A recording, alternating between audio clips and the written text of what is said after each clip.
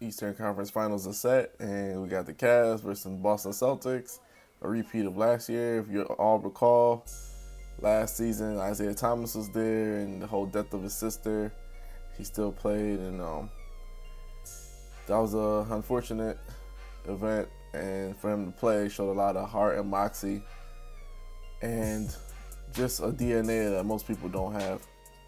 Let's go over both teams. Celtics, they're coming off a billion. Philadelphia 76ers, a team that is offensively superior to them. They got Marcus Smart back from the thumb injury. Al Horford's playing great basketball. Jason Tatum's playing at all-time high, averaging like 22 points. He's a rookie. Terry Rozier's scary Terry. Brad Stevens has them working in a way and working in unison in a fashion that we haven't seen. We haven't seen a team, two of their best players go down, and they're still able to produce and score and also defend at a high level. So that's kudos to Brad Stevens. And, it's just a testament to show guys that team is very important. Sometimes you have star players, they don't have Kyrie, they don't have Gordon Hayward, but sometimes it's not necessarily the star players that make the team. The star players definitely take you over the hump, but a lot of times it's some of those role players and the guys doing the small things that win basketball games. If you saw against the Philly series, that's exactly what happened. You have the Cleveland Cavaliers. They're coming off, wiping the floor with Toronto Raptors. All their guys have confidence now. This is the scary part about the Cleveland Cavaliers. When LeBron James is able to infuse confidence in the guys like J.R. Smith, Kevin Love, it almost seems like they're unbeatable. It's the same team. It's just the difference is confidence. And confidence goes a long way with your career, with work, with relationships, everything. So the higher your confidence, the more likely you're to succeed in the sense that you're putting forth your best effort because you're confident in what you're doing. So we see the best Kevin Love because he's confident in what he's doing. We see the best J.R. Smith because he's confident in what he's doing. So that's something to keep and bear in mind, especially with the way that the Toronto Raptors just couldn't stop anybody on their team. Kyle Korver's going to come into the Eastern Conference Finals with confidence. J.R. Smith, so when J.R. Smith's shooting 30-footers and stuff, he's not going to do it with hesitation. Everything's going to be without hesitation. Same thing with LeBron James. There's an air of confidence there. We've seen LeBron James go on these tears before and be monumental in terms of scoring, rebound, assists. He's always led his team in rebound, assist, and scoring in the playoffs. And that's by their own design, because honestly, I would love to see LeBron James always go more off ball and score the basketball more and put more pressure on team in the post. Because I feel like he does that, it's even more difficult to defend him at the top of the key. But there, you look at the Cavs, they have all-time confidence, and that's something to play into the series. The only problem I have with this series is the Boston Celtics. They just simply can't score. They rank 18th offensively. They have the number 1 defensive rating. And it's not like they can't score, like they can't score the basketball, literally. It's just like organically, easy baskets. That's not something that they're really going to get.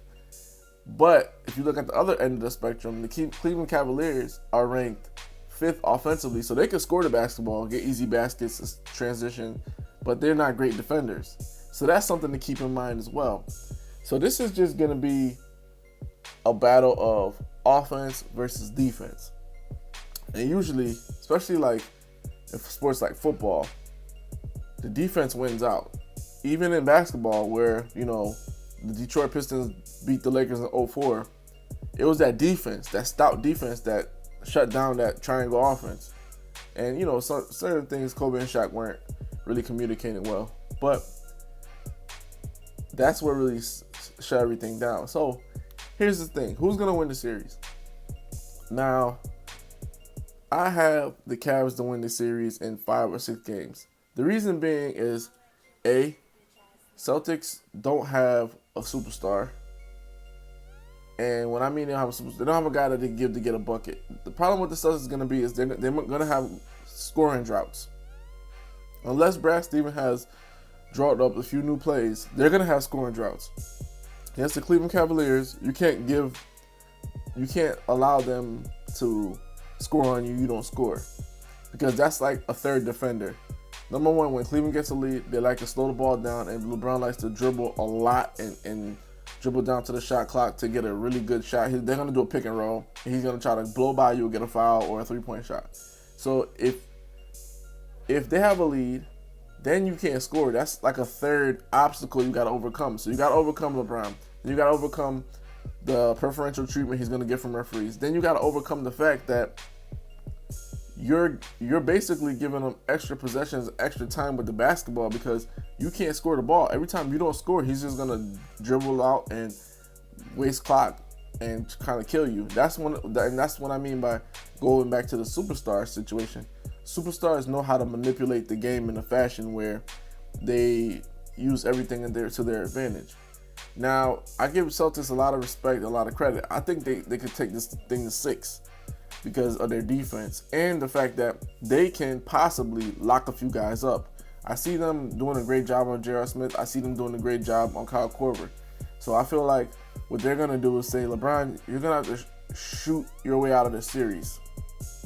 Sort of like what Indiana did. I feel like Celtics are going to pick him up 94 feet in the court, make him turn a lot of times, trying to get the ball out of his hands and make other guys beat them.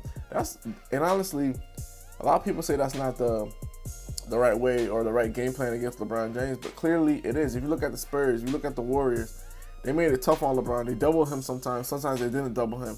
And they're like, okay, guys, you put the ball on the floor. Shane Battier, you do this. Ray Allen, you make a play. And, you know, that sometimes you get lucky, sometimes you don't, because the other guys are professionals, but that's what it's going to take. But you know, you can't let LeBron James dictate the pace of the whole game and dominate the whole game. And I feel like the first 4 games is going to be like a filling out period. Celtics going to put together a good game plan, but eventually their lack of offensive firepower is going to hurt them. And, you know, I hope I'm wrong. I hope the defensive stance that they take and the defensive game plan that they put together is what overwhelms the Cavs, but I just don't see it happening. Even though Celtics do have home court advantage, I feel like if the Cavs are able to take one game in Boston, then basically it proves my theory right in 5 or 6. Now, if Celtics win 2 games at home, things get interesting. Because now all the pressure's on the Cavs. They have to win game 3, so that's something to look out for. But essentially, I'm going to pick the Cavs in 5 or 6, just to the fact that the Celtics can't score. If Kyrie was there, that's a 7-game series, and that's going either way. But since he's not there, since Gordon Hayward's not there, you really got to go with the experience. With, you know, playoffs is really about defense, but also rebounding and scoring. You have to be able to score the basketball in sets. And the Cavs don't have great sets, but they have a star player, and LeBron James, that could get it from the post. He could shoot some mid-range sometimes, but most importantly, he could get to the basket, get fouled. He could spread the defense and overwhelm the Celtics. And that's something that happened during the trade deadline. Remember when they came with that whole brand new team and they blew out the Celtics? It wasn't due to the fact that Cleveland Cavaliers were much better than them. It was just due to the fact that they never seen that team before. Now this is a different Celtics team, so we'll see how they react. But some of those factors still apply. There will be times when the Celtics fall asleep. There will be times when they help one pass away and give up a wide open 3. There's going to be times when they mess up on their assignment. And that's just all due to the greatness of LeBron James. And, you know, somebody made a good point, Carcino for life. He's another YouTuber. He said the NBA is going to find a way to screw the Celtics. And, you know, even though it's taken a little far, in a way it's right. Because they want to see LeBron James in the finals. So there's going to be times where the game's going to be manipulated in a sense, and they're going to allow LeBron James to manipulate the game to where it looks like it's all Cavs. And are the Celtics mentally prepared for that? I don't know. To me, they seem like a young team without that veteran savvy of a scorer of Kyrie or Gordon Hayward, which will tank them in the long run.